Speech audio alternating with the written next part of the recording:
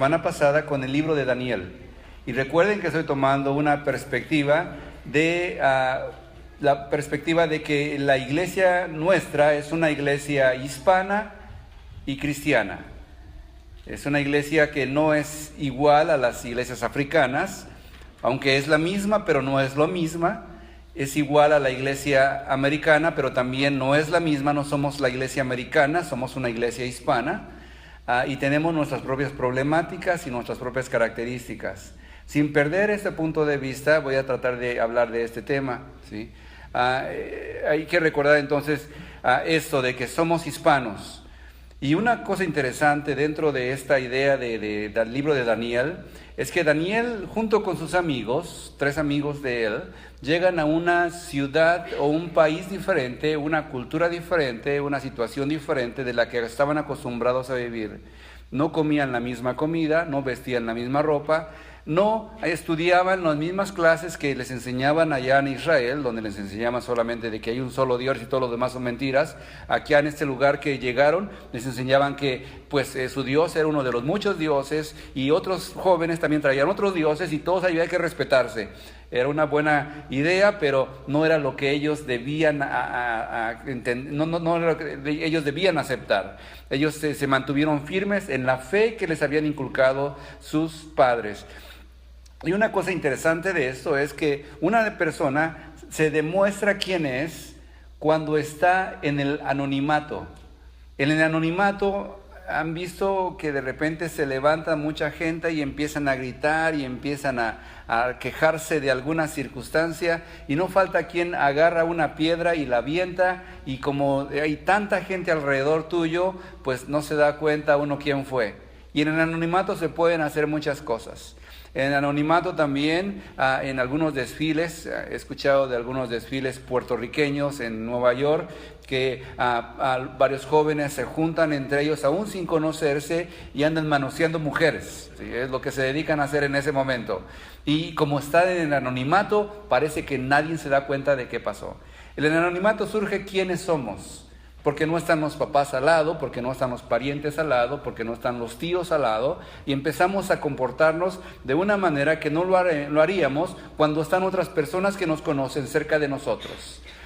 Varios jóvenes de aquí de Estados Unidos van a México, a Cancún, a Puerto Vallarta, a Acapulco, a lugares muy bonitos, y aquí son estudiantes, son jóvenes, están echándole ganas en su escuela, y allá llegan, se emborrachan, quedan tirados en la calle, abusan de ellas algunas veces. Otras veces estos mismos jóvenes van y se meten en lugares que no debían meterse, haciendo cosas que no deben hacer porque salen en anonimato. Nadie nos conoce ahí, no saben quiénes son, y hacen un montón de cosas que no deberían hacer. En el anonimato se conoce quién es una persona. Daniel estaba en el anonimato porque sus parientes no estaban ahí, porque tenía unos par de amigos ahí nada más, pero no tanta influencia como para decir no te comportes así, sino que surgió lo que él era. Él sabía quién era, cómo había sido educado y los principios que sus padres le habían puesto siendo un joven como de 15 años, 17 años, 20 años cuando mucho. Él tenía una raíz suficiente para enfrentarse a lo que estaba teniendo que enfrentarse en ese momento con esa nueva comunidad, ¿sí? Y otra cosa interesante de que también hablando de estas ideas es que algunos grupos de personas, algún grupo de iglesias y cristianas piensan de que Dios ha establecido que pase todo lo que pase y no podemos cambiarlo. Todo ya está escrito. Entonces yo iba a venir a la iglesia el día de hoy y predicar porque Dios así lo dijo, y no iba a poder decidir que no lo hiciera o no quisiera hacerlo. Entonces todo está escrito para un grupo de iglesias. Para otro grupo de iglesias, también cristianas, dicen no, nada está escrito. El hombre es el que empieza y desarrolla su propia voluntad, entonces tiene que hacer lo que él quiera hacer cuando lo quiera hacer. En ese sentido hay esos dos lados, dos partes de la báscula donde puede ser que haya un fatalismo determinado o una libertad que no hay, que todo es casualidad, de que todo puede pasar cuando quiera pasar según nosotros lo hagamos que pase.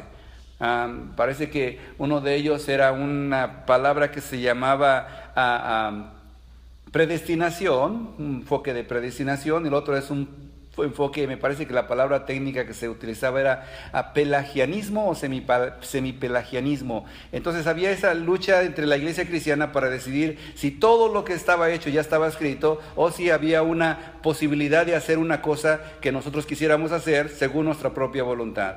Y una de las cosas importantes en que ambos grupos están de acuerdo es que esto de la soberanía de Dios no quita la responsabilidad de la raza humana por sus acciones. O sea, yo soy responsable de mis acciones, siendo que sea que Dios ya lo tiene escrito o que no lo tiene escrito, soy responsable de lo que yo haga. Entonces, cuando Daniel estaba en Babilonia, estaba en una situación de que había pasado por un desastre increíble. Toda su familia, la mayoría de ellos posiblemente pudo haber sido matada.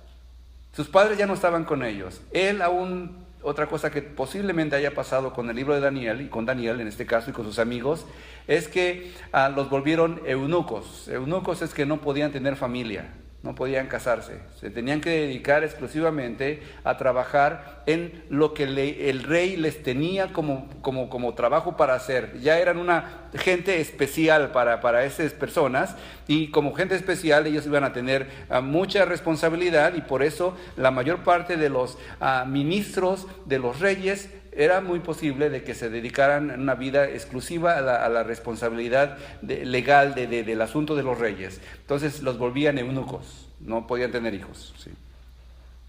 Sin hijos, sin esperanza, sin futuro, sin padre, sin tierra, era muy fácil decir, Dios lo quiso así, ¿por qué Dios lo hizo? Y que uno de los pueblos que enfoca a la parte moral en las decisiones de Dios fue el pueblo judío.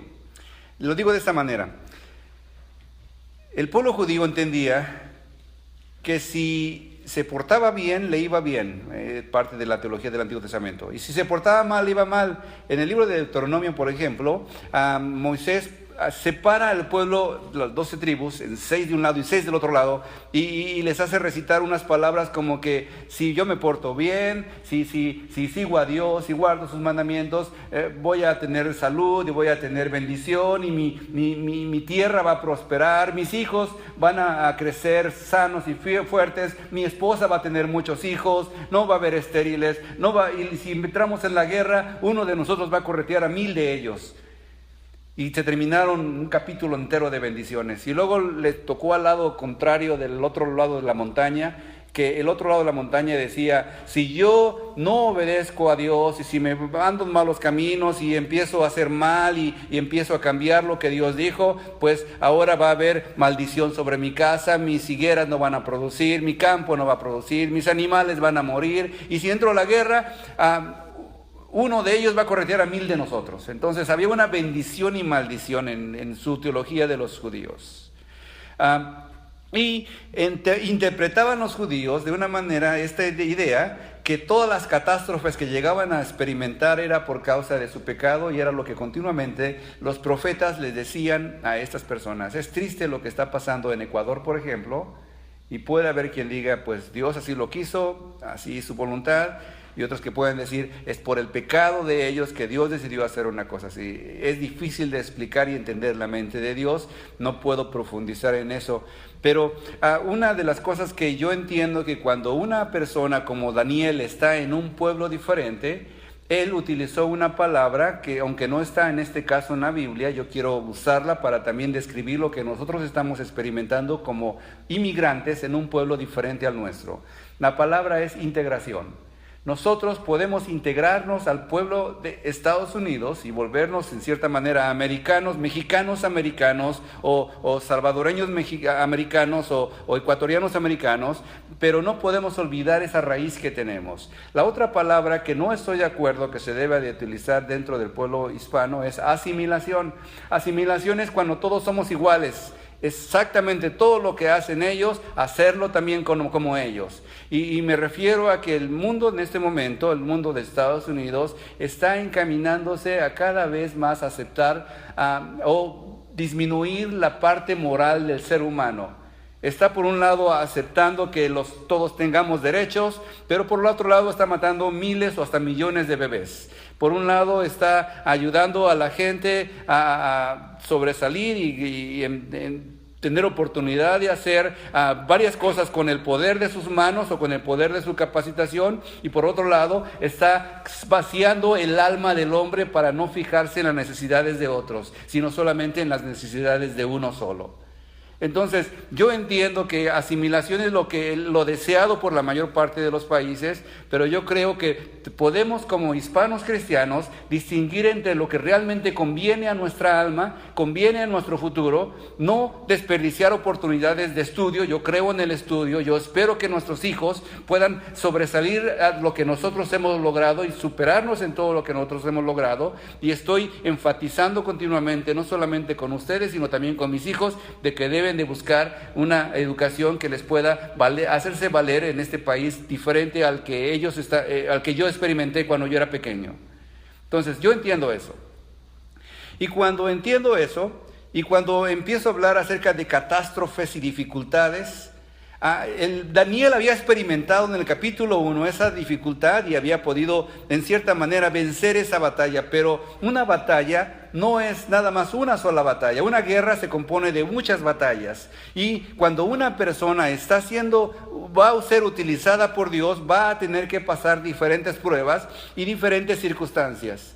Y es por eso que entra este segundo conflicto. En este segundo conflicto, libro de Daniel capítulo 2, si alguien lo tiene por ahí y quiere leerlo, los primeros 6 versículos dan la introducción de qué pasa y qué está sucediendo ahora que Daniel ha terminado su escuela. Estuvo 10 días en prueba para ver si podía ser buena la comida que había escogido, y después de esos 3 días, dice en la Biblia ahí mismo, que utilizaron 3 años para capacitarlos como una universidad. Entonces terminó los 3 años, y después de terminar los 3 años recibió su título de posiblemente caldeo, que era una especie de oficio para el pueblo de Babilonia. Ya era un caldeo más, una persona sabia, una persona con conocimiento, y empieza una prueba que todavía no había pasado y que tenía que pasar, y que él decía: pero si ya pasé la prueba grande de demostrar que soy judío y que soy Daniel y que no he cambiado mi religión y que sigo firme en lo que yo soy,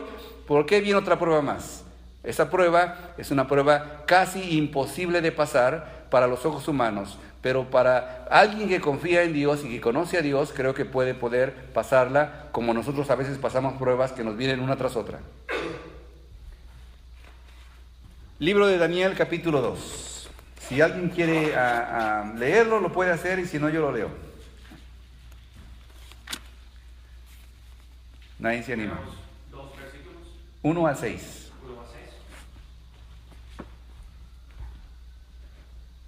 En el segundo año del reinado de Nabucodonosor, tuvo Nabucodonosor sueños, y se perturbó su espíritu, y se le fue el sueño.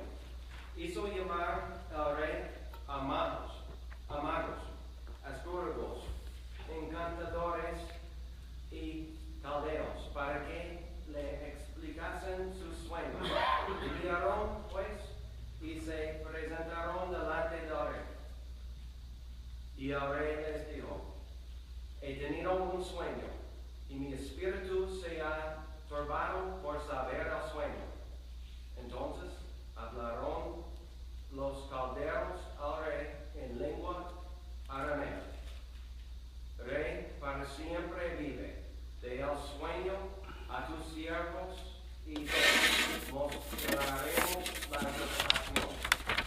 Respondió al rey y dijo a los caldeos: el asunto lo olvidé, si no me mostraréis el sueño a su interpretación, seréis hechos pedazos, y vuestras casas serán convertidas en maladares. Y si me mostraréis el sueño y su interpretación, recibiréis de mí dones y favores y gran honra. Decidme pues el sueño y su interpretación. Ok, aquí empieza la historia, el sueño del rey. Dice en la Biblia que Nabucodonosor, es un nombre complicado, Nabucodonosor, ok. Si alguien no puede pronunciarlo, nada más diga Nabu. Entonces Nabu, el rey Nabu, tuvo un sueño en su segundo año de reinado. Otra vez, Daniel se acababa de graduar de la escuela. No estaba junto con los sabios cercanos al rey, porque nada más era un jovencito que acababa de graduarse, y si no tenía palancas, y si no tenía amigos, y si no había demostrado ninguna otra cosa más que ser muy inteligente, pues le iban a tener que esperar a que así hiciera algo. Estaba por allá. Tenía sus cercanos el rey. Entonces el rey, dice en la Biblia, este rey Nabucodonosor tuvo un sueño. No un sueño, sino tuvo, parece que el mismo sueño varias veces, porque dice, tuvo sueños. Y su sueño se les escapó, no pudo dormir más. ¿Alguna vez has tenido dificultad para dormir? ¿Cómo amaneces al otro día? Bien cranky, ¿verdad? Bien cranky, ahí estás, que no aguantas, nadie te aguanta, ni tú mismo te aguantas, ¿sí? Y en mi caso, si yo amanezco de malas, pues mi mujer ya sabe que no tiene que decirme mucho porque le respondo feo, ¿sí? Y mis hijos saben que no pueden hacer tanto escándalo como siempre hacen porque también les puedo responder a ellos. Si la mujer está enojada, pues ahí también todos están enojados en la casa, ¿sí? Pero si el rey está enojado, olvídate, ahí todo el reino tiene que enojarse, ahí usted tiene que aguantarlo. Entonces el rey tuvo un sueño y estaba muy inquieto, aunque la razón de su sueño es que él estaba con el deseo de saber qué iba a pasar con él. Acababa de empezar su ministerio, no, su reinado un año antes, era su segundo año que estaba empezando. Había posiblemente heredado el reino de su papá, que posiblemente hizo mucho, y quizá tenía hermanos y otros primos y tíos, y a lo mejor decían, pues a lo mejor les toca a ellos, ¿qué va a pasar conmigo? ¿Qué va a pasar con el futuro de esta gran nación que tenemos ahora? Entonces, con esa pregunta en la mente, fue a la cama, durmió y empezó a despertar muchas veces porque su sueño no lo dejaba dormir. El sueño entonces que tuvo, dice, pues tengo que saber qué significa esto. Y manda a llamar, recuerden, el libro de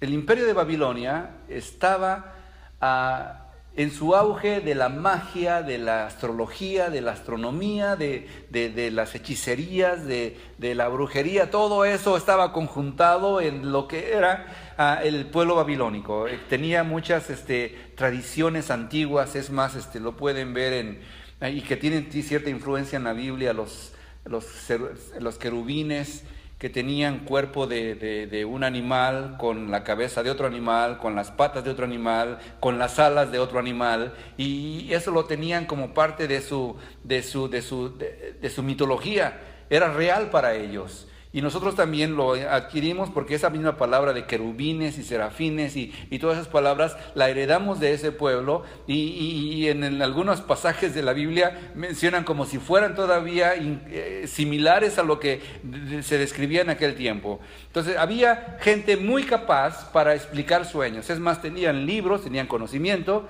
y lo que llegaron a hacer toda esa gente que los trajo a él para decirle, díganme qué es mi sueño. Le dijeron al rey, ok, dinos tu sueño y te vamos a dar la interpretación. Y el rey les dice, ¿saben qué? Ya lo olvidé. Pero como ustedes son tan buenos, como son tan inteligentes, como tienen tanta conocimiento de las cosas negras y oscuras y blancas y de todos colores, quiero que me digan ustedes qué soñé. ¿Sí? ¿Alguien soñó algo anoche? Y si les preguntara, si nos preguntaran nosotros, díganme qué soñé, ¿quién diría yo te digo qué soñaste? ¿Quién podría decirlo? ¿Quién podría decir lo que yo soñé anoche? Yo también soñé anoche, sí. Ni me acuerdo, pero también soñé anoche, sí. ¿Quién podría decirme lo que yo soñé? Entonces, él estaba enfrentando a sus magos, a sus gente que tenía él ahí a su cargo, diciéndole, no les voy a decir qué soñé, díganme ustedes qué fue lo que soñé y qué es lo que significa. Y si no lo hacen, ¿sí? Voy a tener que acabar con todos ustedes. Sus casas van a ser convertidas en muladares. Muladares es como basureros, como tiradas, y acabado con todos. O sea, si a lo mejor hasta las familias iban a estar parte de esto, ¿sí? Si no me muestran su sueño, voy a tener que acabar con ustedes. El sueño que yo tuve. Entonces los magos, los brujos, los hechiceros, toda la gente que él tenía a su cargo, le dicen, pues no hay hombre ni Dios que pueda hacerlo. Y dice, pues ya les dije, y como el rey era el rey, ¿sí? Si no me dicen, no dice cuánto tiempo, pero supongo que puso un plazo, ustedes van a morir. y todos los que sean con ese título de caldeos. Y como Daniel ya era un caldeo también, ya era un sabio de su reino, aunque no estaba junto con los demás ahí cercanos al rey, le llegan también con la noticia de que el rey dijo que vamos a tener que matar a todos los sabios, o todos los caldeos, o todos los brujos, o todos los hechiceros, todos los astrólogos, porque no saben decir lo que el rey quiere. Y el rey era importante en ese momento, ¿sí? Entonces Daniel, lo que hace Daniel, ¿sí?, es que llama a sus amigos, fue a su casa e informa a sus amigos Ananías, Misael y Azarías. Una cosa interesante también de este pasaje cuando lo estaba leyendo es que la Biblia está escrita en 3 idiomas, en hebreo y en griego principalmente.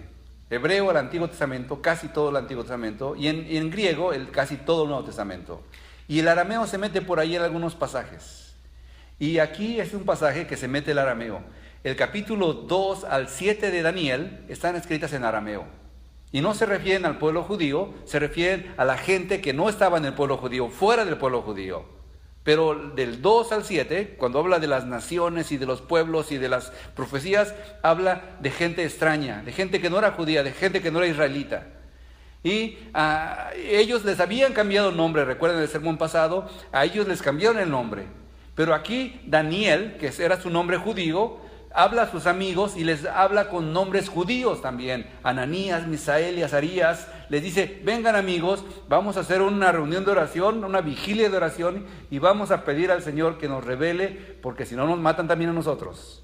La tenían difícil también, ¿sí? Es una situación imposible para ellos saber lo que el rey había soñado. Como hombres no era posible saber darle una respuesta y menos una interpretación. Si no sabían el sueño, no iban a poder saber qué significaba el sueño. Era una cosa imposible. Y ahí es donde empieza a entenderse nuestra situación cuando estamos enfrentando situaciones imposibles. O cuando estamos enfrentando situaciones como que ya acabamos de pasar una y viene otra. Y decimos, Señor, ¿por qué viene otra? ¿Qué hice mal? ¿Sí? Y el Señor de alguna manera quiere glorificar su nombre en esas áreas, ¿sí? ¿Qué pasa? Les digo otra vez, Daniel utiliza los nombres judíos de sus amigos, aunque ya tenían otros nombres, y les llama por su nombre real, Ananías, Misael y Azarías. Entonces dice, el ministerio fue revelado a Daniel en una visión de noche, y Daniel bendijo al Dios de los cielos. Y cuando bendice al Dios de los cielos, empieza a alabar a Dios. Pero es una pregunta que te hago a ti también. ¿Qué hacer cuando enfrentas circunstancias imposibles? Y quiero enfatizar de que el centro del capítulo 2, o el mensaje principal del capítulo 2 de Daniel, es la oración. Va a haber otra cosa interesante, muy interesante, que a la gente les quita el dolor de cabeza y que se escriben libros tras libros tras libros de una estatua que construyó, y voy a explicar un poquito de eso. Pero el principal mensaje no es la estatua que construyó ni lo que significa, sino la importancia de que el hombre que está pasando por situaciones casi imposibles o imposibles pueda doblar sus rodillas y pedirle a Dios que pase algo que cambie el tiempo, que cambie Dios está como dentro de la historia, porque está viviendo la historia y está también afuera de la historia. Yo estoy viviendo solamente la historia porque estoy dentro de la historia, y todos nosotros estamos dentro de la historia, estamos viviendo lo que está pasando. Estamos viviendo como un candidato se levanta en contra de todo lo que son inmigrantes, y estamos viendo como un terremoto allá en el Sudamérica, y estamos viendo, somos parte de la historia. Pero Dios ve encima de la historia y ve que esto que está pasando va a afectar a esto de esta manera, y va a tener planes para que esas cosas que pasen puedan hacer un cambio en la vida también de la humanidad. Dios está dentro de la historia y fuera de la historia, viendo desde arriba. Yo como ser humano y ustedes como seres humanos estamos solamente dentro, y no podemos ver nada más lo que está haciendo este y lo que está haciendo aquel, porque es nuestro límite que Dios nos puso. Pero Dios ve más allá. Y Dios puede entender que cuando algo está siendo imposible para nosotros entender, Él tiene una respuesta. Dios tiene la respuesta de aquellas cosas imposibles. Y dentro de esa idea, cuando Daniel recibe la respuesta del sueño por una visión que vio él mismo, lo que el rey había visto en su sueño, y lo ve y lo describe y lo interpreta y alaba a Dios. Alaba a Dios. Dios está haciendo milagros el día de hoy, y muchos. Continuamente está haciendo milagros, aún sin que nos demos cuenta. Sí, un día iba manejando un amigo en una camioneta y iba con mi cabeza levantada viendo para arriba, y de repente me agacho y veo que pasa un alambre enfrente de mí así. Si no me agacho me corta la cabeza, y no sé por qué ni por qué me agaché, ¿sí? Eso fue en República Dominicana, tenía 22 años. ¿Sí? En serio, íbamos manejando y yo iba con mi cabeza bien contento arriba, y de repente me agacho por no sé qué, y me dicen, oye, si no te agachas te corta la cabeza ese alambre que pasó al lado tuyo. ¿Sí? Dios me protegió sin que yo le pidiera que me protegiera. A lo mejor alguien estaba pidiendo a Dios que me protegiera, pero Dios contesta las oraciones. Y aunque no nos demos cuenta de que podamos estar en algún peligro, Dios está protegiéndonos sin que aunque nos demos cuenta. Está haciendo algo imposible. Está haciendo imposibles como tenernos en este país también.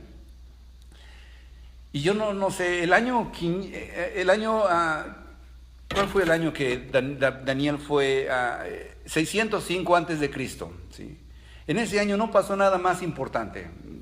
Ya no conquistó otro país grande, ya no fue ningún imperio moviéndose ni nada de eso. Parece que no pasaba nada. Pero en ese año fue el año que Daniel fue llevado en cautiverio a Babilonia. Entonces, no sabemos cuándo Dios, en el 2016 a lo mejor, Dios puede hacer un milagro levantando a alguien de nosotros, de entre nosotros, el pueblo inmigrante también, que estamos aquí esperando que Dios haga milagros también con nuestra comunidad. No sabemos si ya está levantando a alguien, si ya está en acción alguien preparándose para hacer impacto en la mayor parte de la comunidad, no solamente nuestra, sino de toda la gente que nos rodea. No hay otro Dios como Él. Empieza a alabar, y en su alabanza dura unos 5 versículos más o menos, y en esa alabanza Daniel alaba a Dios, le canta a Dios, dice: sea el nombre de Dios bendito por los siglos de los siglos. Reconoce que Dios es Dios de los siglos, porque la sabiduría y el poder son de Él. No es del hombre, no es que yo lo pedí, por eso me vino, sino que Dios lo quiso hacer porque tiene poder y la sabiduría. Él es quien cambia los tiempos. Entendía Daniel que los tiempos, aunque están difíciles en nosotros y que no entendemos, Él es el que lo hace, Él es el que los cambia. Y las edades, quita reyes y pone reyes, da sabiduría a los sabios y conocimiento a los entendidos. Él es quien revela lo profundo y lo escondido, conoce lo que está en tinieblas, y la luz mora en Él. A ti, Dios de mis padres, te doy gracias. Y es interesante, Dios de mis padres, no era mi Dios solamente, era Dios de sus padres, y sus padres enseñaron a sus hijos, y Él como hijo de sus padres ahora está diciendo esas palabras. Yo doy gracias y alabo, porque me has dado sabiduría y poder, y ahora me has revelado lo que te habíamos pedido, pues nos has dado a conocer el asunto del rey. Daniel entendía que la sabiduría que él tenía era porque conocía a Dios, porque sus padres habían influido en él. Y es una pregunta ahí que es importante: ¿cuánto influimos en nuestros hijos? ¿Pensamos que no es importante influir en ellos, o pensamos que sí es importante influir en ellos?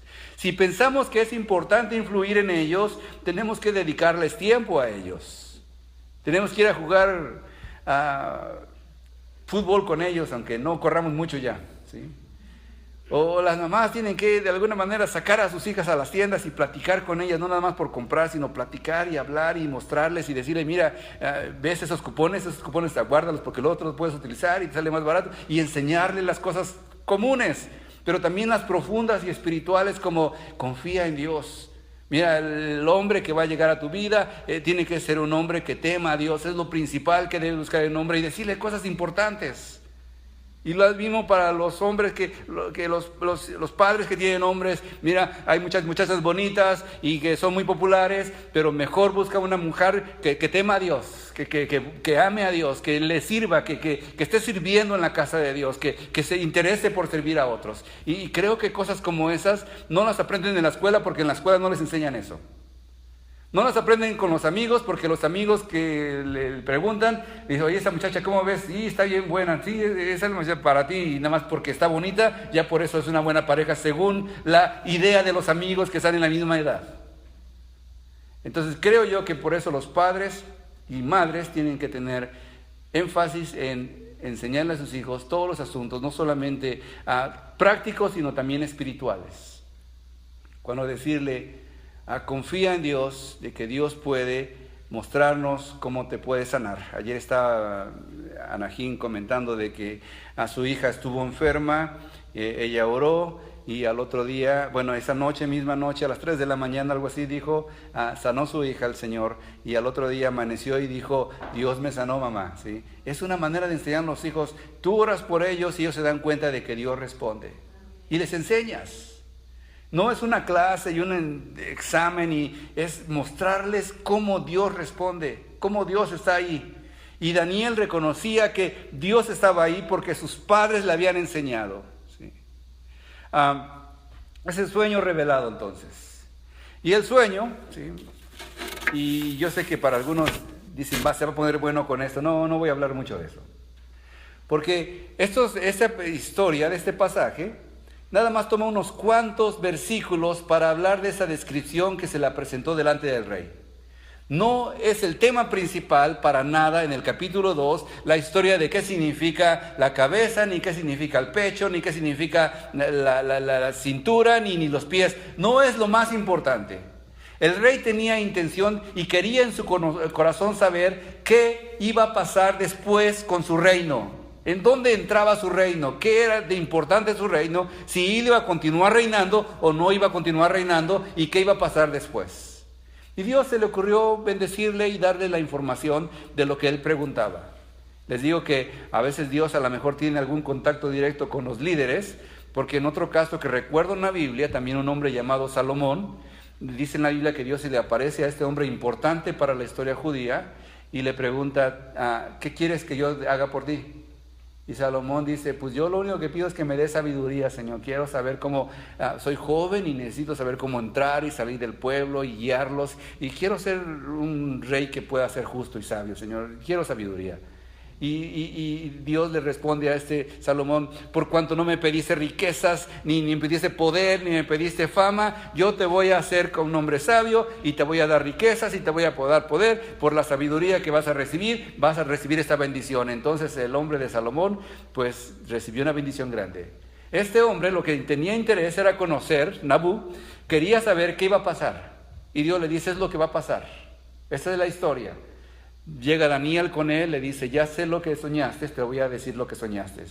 Soñaste una estatua grande, muy grande, que tenía la cabeza de oro, que tenía el pecho de plata, que tenía la cintura de bronce y que tenía los pies de hierro, combinado con los pies de entre hierro y barro. Eso es lo que soñaste. Y soñaste también que venía una piedra no cortada por mano de hombre, que vino, golpeó a la estatua y la destruyó, y pues ya no estuvo más la estatua esta, ¿sí? Si a alguien le gusta la profecía, Daniel mismo describe esas mismas palabras con otras palabras. Más adelante en los capítulos van a encontrar de que ve unas bestias, una bestia como un león babilónico, un oso como un oso del imperio medio persa, un guapardo, un tigre o no sé, es como un leopardo. Que también tiene alas, y una loba romana. Entonces eso ve después en otro momento, pero él decía, tú eres la cabeza, le dice al rey, tú eres el imperio más poderoso de todos los tiempos, y le está dando a este Nabucodonosor, Daniel, una clase de historia universal. Si alguien quiere saber un poquito más, nada más tiene que abrir el internet y buscar historia universal de aquel tiempo, y se va a dar cuenta de que hubo un imperio llamado babilónico, otro imperio llamado medo-persa, otro imperio llamado griego y otro imperio romano. Antes que pasara, ¿sí? Porque es fácil decir, bueno, si yo tiro una flecha y le pego allá la pared allá, y llego después corriendo y le pinto el blanco y le pongo en el centro de la flecha donde acabo de tirar primero, pues es fácil, ¿no? O sea, primero la tiré y luego digo que yo la tiré, ya la apunté en el mero blanco, pero no. Si eso pasara, pues cualquiera lo podría hacer. Antes que pasara, Daniel estaba diciendo lo que iba a pasar. Algunas personas dicen, no, es que este Daniel escribió eso después de que pasó, después de que ya habían los griegos y los romanos, y no es cierto, la escribió mucho antes. Entonces la palabra de Dios es histórica también, tiene historia, se puede comprobar. Puedes ir a tus libros, puedes preguntar a tus maestros si es que realmente existió Babilonia, si es que realmente existieron los medos y los persas, si es que realmente existieron los griegos y los romanos, y te van a decir que sí existieron. Está probado que sí existieron. Antes de que pasara todo eso, Dios le había dado una visión al rey de Nabucodonosor para que supiera que iba a pasar. Y lo describió por labios de Daniel. ¿Sí? En esa descripción, ¿sí? Esa piedra que destruye la ciudad, quiero leerles ese pasaje que dice: en los días de esos reyes, el Dios del cielo levantará un reino, una profecía más, que jamás será destruido. Y ese reino no será entregado a otro pueblo. Desmenuzará y pondrá fin a todos aquellos reinos, y él permanecerá para siempre. Tal como usted vio una piedra, que una piedra fue cortada del monte sin ayuda de manos y que desmenuzó el hierro, el bronce, el barro, la plata y el oro, el gran Dios ha hecho saber al rey lo que sucederá en el futuro. Así pues, el sueño es verdadero y la interpretación fiel. Y el rey se asombró. El rey entendió de que lo que él había soñado era lo que le estaba diciendo Daniel. Lo recordaba o lo supo o lo entendió porque dijo, sí es cierto, es lo que soñé. Y entendió que iba a haber reinos y que su reino era el reino más poderoso de todos los reinos porque era la cabeza y era de oro, el metal más preciado que ninguno de los demás que estaban enfrente. Entendió que él era muy importante dentro de la escena de la profecía de Dios. Y se puso tan contento que enriqueció a Daniel. Y no nada más eso, sino que en los últimos versículos también de Daniel 2, habla y dice, y también bendijo a Sadrach, Mesach y Abednego, que son los nombres de las personas que estaban orando junto con Daniel y que eran los amigos de Daniel, pero utilizando los nombres que él les había puesto. El mundo puede seguir poniendo los nombres que quieran, como todos los hispanos son, ¿cómo se llama? Whackpack, espaldas mojadas. O que todos los hispanos son asesinos, o que son narcotraficantes, y puede utilizar los nombres que quiera, pero Dios conoce nuestro nombre. Dios sabe quiénes somos. No tenemos que estar esperando que los americanos o los negros o los chinos o los otros nos describan a nosotros. Cuando un pueblo como nosotros que somos cristianos, sabemos que principalmente después de ser hispanos o antes de ser hispanos somos cristianos, podemos tener nuestra propia definición de quiénes somos como hijos de Dios. Somos el pueblo de Dios. Somos el pueblo que Dios escogió de entre todas las naciones. Tenemos un color diferente, no todos somos iguales. No todos tenemos la misma estatura, no todos tenemos las mismas características, somos diferentes, pero somos el pueblo de Dios. Nos pueden poner otros nombres, nos pueden llamar con apelativos que nos denigren y que hablen mal de nuestra cultura, pero sabemos quiénes somos. Somos seres humanos, somos parte de la raza humana, somos hijos de Dios, hablamos español y no podemos negar y no podemos desconocer de que somos diferentes, pero a la misma vez somos hijos de Dios. La parte principal de esto es que somos hijos de Dios. La conclusión, ¿sí?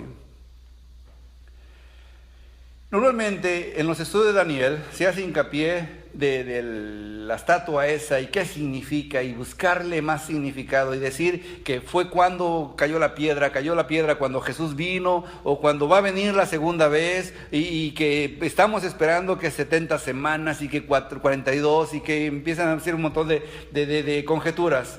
El énfasis del capítulo 2 no es esta piedra, no es esta estatua, es la oración porque Dios tiene poder sobre lo imposible. Dios tiene en sus manos y en control nuestras vidas, como la comunidad hispana que somos, como hijos de Dios. Estuve hace 2 días en la Universidad de Bethel, hablando con otras gentes acerca de los temas de migración, ¿sí? Y se me acuerdo todos, está difícil, está bien difícil, está casi imposible, si no es que imposible. Están ahorita en el Congreso dialogando si pasan una ley de continuar el DACA o, no recuerdo la palabra PACA, no sé la otra palabra, que todas esas palabras que no, son técnicas, que no las tengo en mente, ¿sí? Y que la tienen difícil y cosas así. Pero yo una vez más creo que si alguien en su corazón tiene esa carga por nuestra situación de inmigrantes, en esa misma idea de esa carga, que es imposible, tendría que doblar sus rodillas y pedirle al Señor: Señor, ten misericordia de nosotros y ilumina las mentes de esta gente para que tengan compasión. No para que sean justos, porque la justicia sin compasión es una tiranía, sino para que tengan compasión y puedan aprobar leyes que reconozcan al hispano como un aportador de algo nuevo a esta cultura, ¿sí? También esta semana fui a hacerme un examen de sueño. Sí tengo sueño, pero no puedo dormir bien, ¿sí? Entonces fui a ver qué me decía, ¿no? Llegué y me hicieron conectar un montón de cablecitos y ya estuve. Y el otro día me levanté y con otra gente también, que también fue a hacer lo mismo, obviamente cada quien en su cuarto, ¿sí? Estábamos comiendo, desayunando juntos ahí como iban saliendo, y me puse a platicar con una mujer mayor que yo, americana, blanca, y le preguntaba cuál era su opinión de Estados Unidos, y me dice: pues yo creo que Estados Unidos ya llegó a su peak, a su máximo, y ya va en decadencia, ya va para abajo en moral y en política y en economía, y nos vamos a ir para abajo todos. Y yo le dije: pues yo creo lo contrario, yo creo que precisamente porque hay inmigración y porque hay gente nueva, todavía Estados Unidos puede ir más para arriba. Cuando cierre las puertas, cuando yo ya diga no pueden entrar nadie más, es cuando va a empezar a venir en picada, porque todos los grupos que han venido anteriormente que nosotros, los irlandeses, los italianos, los judíos, los alemanes, los noruegos, todos han traído algo que han aportado nuevo a esta cultura americana. Y ahora todavía tenemos la oportunidad de nosotros como hispanos aportar algo nuevo también, una voz diferente, un deseo de hacer las cosas bien, aprender de las cosas buenas que la cultura americana tiene, sin olvidar los principios que Dios nos ha dado como hijos de Dios. Y de ahí yo creo que Estados Unidos puede levantarse, seguir puesto de pie, seguir siendo líder del mundo, no solamente en economía, sino también en espiritualidad. No solamente en que los blancos van a hacerlo, sino también nosotros los morenitos, los hispanos, los que no hablamos bien inglés, podemos también influenciar al mundo entero para las cosas buenas de Dios. Y creo que ahí es donde Dios nos tiene. Así como Daniel, Dios lo puso en ese lugar con una razón y permitió que pasara esto imposible para él, así creo que también nosotros podemos ser puestos por Dios en este momento, porque Dios tiene el control de la vida nuestra en sus manos. Dios nos tiene, grupo hispano, con un propósito aquí en Estados Unidos. Y no digo nada más nos tiene pensando en toda la cultura, sino que te tiene a ti, hermano, y me tiene a mí en este momento, en este lugar, por alguna causa, por alguna razón. Y la cosa de estar conectado con Dios es que tienes que saber cuál es la razón que te tiene Dios aquí. Puedes influenciar al mundo, hermano. Puedes hacer la diferencia en la gente que te rodea. Y Dios te puede ir levantando de lucha en lucha, de problema en problema, de aflicción en aflicción, para ser usado para influenciar a mucha gente y aún a este país entero y al mundo entero también. Hermano, encuentra tu lugar. Si es una enfermedad la que te tiene ahí inclinado, hermano, pues aquí está la oración también, que es una respuesta de Dios, y Dios puede cambiar esa enfermedad para darte salud o usarte aún en la enfermedad con otros enfermos que sepan de que tu fe no está puesta solamente en aquellas cosas que son buenas y que nada más te benefician, sino en las dificultades. Tu Dios es real. Y decir: Señor, confío en ti. Vamos a orar. En el nombre de Cristo Jesús. Te doy gracias, Dios. Porque como Nabucodonosor reconoció, verdad que el Dios de Israel o Dios de Daniel es el Dios de dioses, es el Señor de señores, el Rey de reyes, el que revela misterios. Señor, te doy gracias, Señor, porque tú eres el Dios que puede hacer, Señor, que nuestros sueños que nos perturban tanto puedan ser también instrumentos para que nosotros podamos, Señor, usarlo como un escalón más para avanzar. Que nuestras limitaciones no nos detengan, Señor, porque nosotros somos los que nos limitamos más. Permítenos, Señor, hacer tu voluntad en todo lo que hagamos. Señor, ayúdanos, Señor, a hacer tu voluntad. Ayúdanos a entender, Señor, de que todas las cosas buenas vienen de ti. Permítenos encontrar nuestro lugar en este país, Señor. Permite que no haya miedo de salir a la calle. Permite que mis hermanos que están con dificultades legales puedan, Señor, también tener una respuesta. Señor, haz milagros, Señor, en este tiempo nuestro. Señor, nos humillamos delante de ti para pedir, Señor, tu bendición. Haz de este pueblo, Señor, hispano, cristiano, evangélico, un pueblo que también sea orgulloso de tenerte a ti como Dios, para que las demás naciones reconozcan de que tú estás con nosotros. Te doy gracias, Señor, por los que pudieron venir en este día a este lugar, y te pido, Señor, bendición sobre ellos. Que los que no hayan podido venir, Señor, también reciban la bendición donde quiera que sean. Sana a los que están enfermos. Permite que tengan fe, Señor, los que están decayendo en su fe. Dales fuerza, Señor, al que está cansado. Y permite, Señor, que nuestra vida sea un ejemplo, Señor, en todo lo que hagamos. Estamos en tus manos, Señor. Y quiero bendecir a esta iglesia tuya como ministro tuyo en este lugar, con la bendición que tú me enseñas a decir. Señor, los bendigo en tu nombre. La gracia de nuestro Señor Jesucristo, el amor de Dios y la comunión de tu Santo y Divino Espíritu sea con cada uno de nosotros desde hoy y para siempre. Y el pueblo de Dios dice, amén y amén. Que Dios les bendiga a todos, hermanos. La paz de Dios sea con ustedes. Pues estamos despedidos y